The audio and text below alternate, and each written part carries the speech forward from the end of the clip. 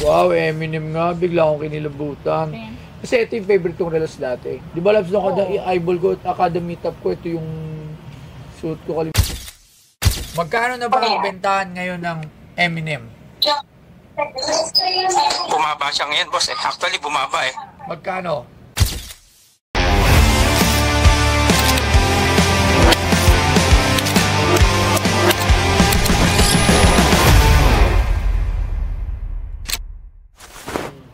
Boss! Ay, kayo ulit. Ano yan? May dala kami dito item eh. Baka gusto mo. Sige, ano yan? Si Tropa. Ano pangalan mo ulit? Orhan po. Ano? Orhan. Orhan. Dennis. Dennis. Pindan, ang ganda niya. Tingnan ko nga yan. Trilla in Manila. Wow, syempre. Nabuta mo yan? Wala na, 1981 ako. 1975, Trilla in Manila. Ang pinaka-blockbuster fight na nangyari sa Pilipinas. At sa buong mundo din, isa rin siya. Si Muhammad Ali, tsaka si Frazier. Diba? Yes. Grabe. Hi. Alright, ito. Ano naman itong isa? Mukhang relo, nakita ko na. G-Shock. Yeah. Mukhang alam mo na yan. Hi. Ano po to? Eminem. Yes. Limited edition. Ano, second hand? Brand new. Since Brand new 2014. Eminem.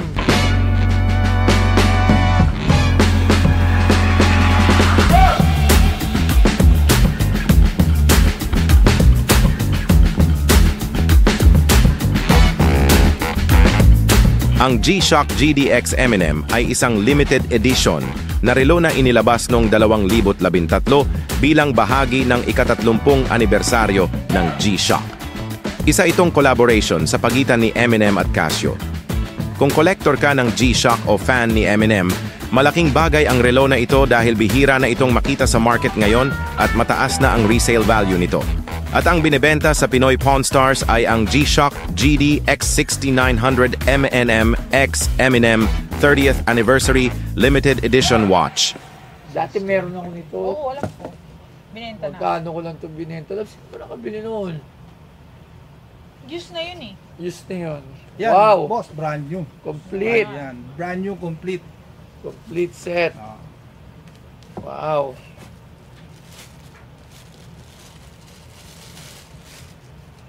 Wow, Eminem nga. Bigla akong kinilabutan. Kasi ito yung favorite kong relos dati. Di ba, Labs, nung eyeball ko at academy top ko, ito yung suit ko kalimitan. At saka Jason BB, yun ang favorite. Hindi, BB nito na lang yung Labs eh. Yung dati, yan. Yung talaga lagi ko suot, Eminem. Kasi ito isa sa pinakauna ko nabiling mahal. Nung time na yun, mga 2015 ata. Bili ko ata no 9,000 pesos. Siguro nagamit sa pesos. Ha? Hindi, walang marks eh. O, lang, ito, tatawagin ko si Dennis King. Kasama ko siya, online seller ng G-Shock dati, at kasama ko siya sa Rated K. Okay? Papa Dennis! Yes, boss. Meron kasing nagbebenta sa akin. Naalala mo dati, ano yung mga paborito kong suot na G-Shock? Yung mga limited. Ano yun? Kung naalala mo na talagang magkaibigan tayo, ano yung mga lagi kong suot na relos dati? Noong araw, teka. Eminem. Eminem. Di ba? Alam na niya agad. Nakalimutan mo na. Eminem. Nabenta ko yung ganito ko 9,000 dati. O 7,000 ata. Oo, boss. Di ba? Ngayon, Ganun. may nagbebenta kasi ng brand new. Complete. Magkano na ba ang bentahan ngayon ng Eminem? Bumaba siya ngayon, boss. Actually, bumaba eh. Magkano? Bumaba siya. Siguro, kaya siya ibenta kung brand new, boss, mga 15 siguro. 15? May nagbebenta pa ba ngayon? Meron ako nakita. Oo.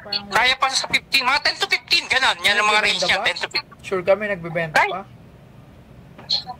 Meron ako nakita, 70,000 post niya. 70,000. Baka ito ito yun. yun? Baka ito nga yun. Kayo ba ay naghahanap ng mga diamond rings na napakaganda at napakamura? Ito lang yan, dito lang yan maratapos ng Boss Gold 5 Boss Oyo. At ito na nga siya, tingnan nyo!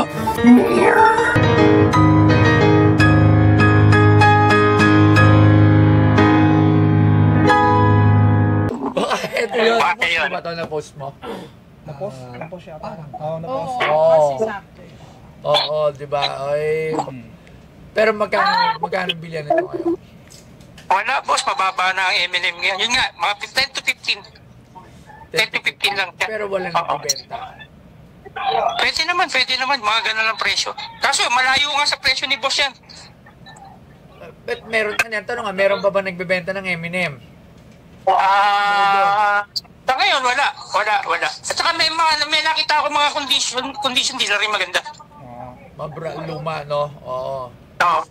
Mga luma. Kasi wala na rin. Rare na rin siya. Maraming salamat, Papa Dance. Thank you. Thank you. Salamat. Hi, boss! Hi, Ma. Salamat. Oo. Yun yung sabi ko talaga. Hello. Ayun. Pare. Nasa Pinoy Pawn Ayan, ito nasa Pinoy Pawn Store tayo, expert ng relos. So, alam mo na, hindi na tayo expert sa Pwede mo siya G-Shock magpakita? Pakita ka! Ay, Sa post, pare. yes. Pare, kasi, alam mo naman, G-Shock. M&M may nagdala. Oh, yes. Magkano na ba M&M? Brand new. M&M GDX 6900. Oh. Well, ngayon kasi dati medyo mataas siya. Ngayon medyo hindi nagamit ang yung value eh. Yung sa StockX. Ano na? Sa StockX, mahal daw value eh. Oo, mahal ang value dun sa StockX. Pero sa mga resellers, wala na din ganong value eh. Most likely ako, tansya ko lang siguro mga less than 10,000 sa akin for me. Brand new? Less than, brand new. May makukuha tayo? Possible na may makuha, pero hindi kasi sa yung katulad ng iba na numbered na, alam mo na as yung value. So, kasi general release na limited 70.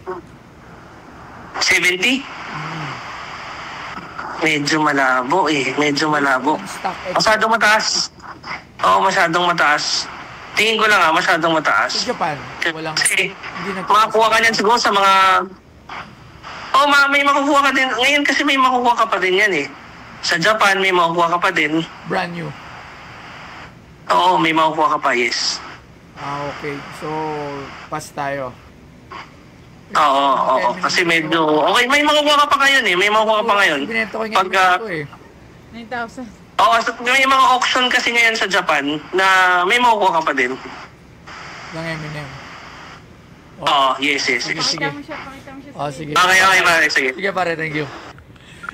Ayun, umampalad. Siguro, pag-aralan ko muna. Pag-aralan ko muna. Titignan ko din muna. Titignan ko muna yung ibang... Pero gusto ko makuha. So, kung wala talaga akong choice, kahit may isang araw lang yan, kinabukasan malalaman ko na kung wala talaga akong makuha. Actually, hindi ko lang siya pinaglaanan ng panahon nung gusto ko makakuha ulit ng M&M. Ngayon, nakita ko na naman siya. Parang gusto ko na magkaroon. Okay. Magkabalitaan tayo. Madali ko naman malaman. Google lang naman yan. Pag sa mga auction sa Japan. Nasave ko pa ate. Oo. Pero napakagandang relos. Sige, usap na lang po muna tayo, boss, ha? Yes, boss. Okay lang po. Maraming salamat. Thank you, boss. Ano pa mo ulit? Orhan po. Orhan. Yan, ang daming, madaming binibenta. Oo, thank you, boss. Thank you. Ayun, mag-follow up na lang si boss. Pag-usapan pa namin dahil wala pa silang knowledge about sa presyuhan ngayon. Kasi medyo matagal na rin yung mga items. Katulad nung M&M, 2014 pa. Kailangan ni boss pag-aralan niya muna. At willing naman kami mag-wait. Dahil sabi naman niya, once na malaman nila kung ano talaga yung narapat na price dyan, they will contact me immediately. Yun lang.